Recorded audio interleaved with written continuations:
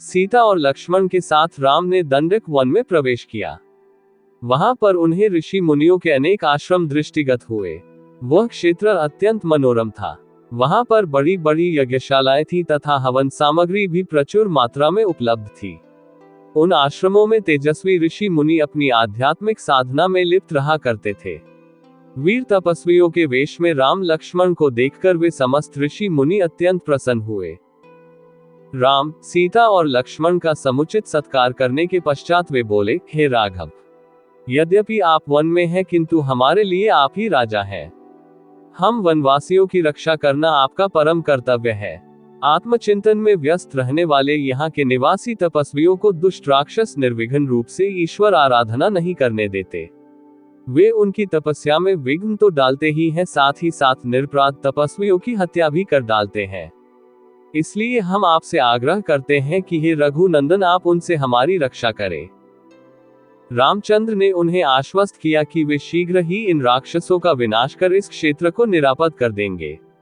वहां से उन्होंने महावन में प्रवेश किया, जहां नाना प्रकार के हिंसक पशु और नरभक्षक राक्षस निवास करते थे। ये नरभक्षक राक्षस ही तपस्वियों को कष्ट दिया करते थे। कुछ ही दूर जाने के बाद बाघंबर धारण किए हुए एक पर्वताकार राक्षस दृष्टिगत हुआ।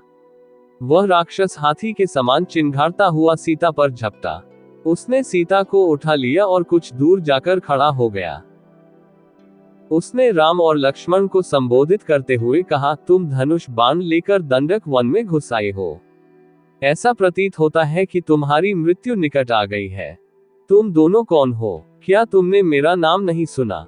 मैं प्रतिदिन ऋषियों का मांस खाकर अपनी क्षुधा शांत करने वाला विराध हूँ। तुम्हारी मृत्यु ही तुम्हें यहाँ ले आई है। मैं तुम दोनों का अभी रक्तपान करके इस सुंदर स्त्री को अपनी पत्नी बनाऊंगा। उसके दंभयुक्त वचनों को सुनकर राम लक्ष्मण से बोले, लक्ष्मण, विराध के चंगुल में फंसकर सीता अत्यंत भयभीत एवं दुखी हो रही है। मेरे लिए यह बड़ी लज्जाजनक बात है कि कोई अन्य व्यक्ति उसका स्पर्श करे। पिताजी की मृत्यु तथा अपने राज्य के अपहरण से मुझे इतना दुख नहीं हुआ जितना आज भयभीत सीता को देखकर हो रहा है। मुझे ये भी नहीं सूझ रहा है कि इस दुष्ट से सीता की कैसे रक्षा करूं। राम को इस प्रकार दीन वचन कहते सुनकर लक्ष्मण ने क्रुद्ध होकर कहा, भैया, आप तो महापराक्रमी हैं। आप इस प्रकार अनाथों की भांति क्यों बात कर रहे हैं? मैं अभी इस दुष्ट राक्षस का संहार करता हूँ।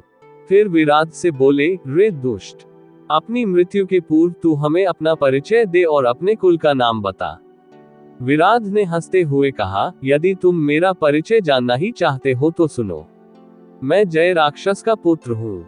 मेरी माता का नाम शत्रदा है। मुझे ब्रह्मा जी से यह वर प्राप्त है कि किसी भी प्रकार का अस्त्र शस्त्र न तो मेरी हत्या ही कर सकता है और न ही उनसे मेरे अंग छिन्न भिन्न हो सकते हैं। यदि तुम इस स्त्री को मेरे पास छोड़कर चले जाओगे तो मैं तुम्हें वचन देता हूँ कि मैं तुम्हें नहीं मारूंगा। विराध के वचनों से क्रोधित राम ने उसे तत्काल तीक्ष्ण बाणों से बेधना आरंभ कर दिया। राम के बाण विराध के शरीर को छेद कर रक्तरंजित हो पृथ्वी पर गिरने लगे। इस प्रकार जब घायल होकर विराध त्रिशूल ले राम और लक्ष्मण पर झपटा तो दोनों भाइयों ने उस पर अग्निबाणों की वर्षा आरंभ कर दी, किंतु विराध पर उनका कुछ भी प्रभाव नहीं पड़ा। वे केवल उसके त्रिशूल को ही काट सके। फिर जब भयंकर तलवारों से दोनों भाइयों ने उस पर आक्रमण किया तो वह सीता को छोड़ राम और लक्ष्मण को दोनों भुजाओं में पकड़कर आकाशमार्ग से उड़ चला। राम ने लक्ष्मण से कहा, लक्ष्मण, हमें जिस ओर यह राक्षस ले जा रहा है, बिना विरोध के हमें उधर ही चले जाना चाहिए। यही हमारे लिए उचित है। विराध द्वारा राम लक्ष्मण को ले जाते देख सीता विलाप करके कहने लगी, हे राक्षसराज, इन दोनों भाइयों को छोड़ दो। मैं तुमसे प्रार्थना करती हूँ। सीता के आर्तनाद करने पर क्रोधित होकर दोनों भाइयों ने विराध की एक एक बाह मरोड़कर तोड़ डाली। वह मूर्छित होकर पृथ्वी पर गिर पड़ा। लक्ष्मण उसे सचेत कर करके बार बार उठा कर पटकने लगे। वह घायल होकर चीत्कार करने लगा।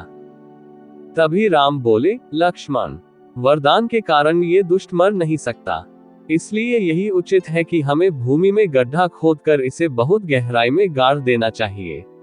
लक्ष्मण गड्ढा खोदने लगे और राम विराध की गर्दन पर पैर रखकर खड़े हो गए। तब विराध बोला, प्रभु, वास्तव में मैं तुम्बुरु नाम गंधर्व हूँ। कुबेर ने मुझे राक्षस होने का शाप दिया था।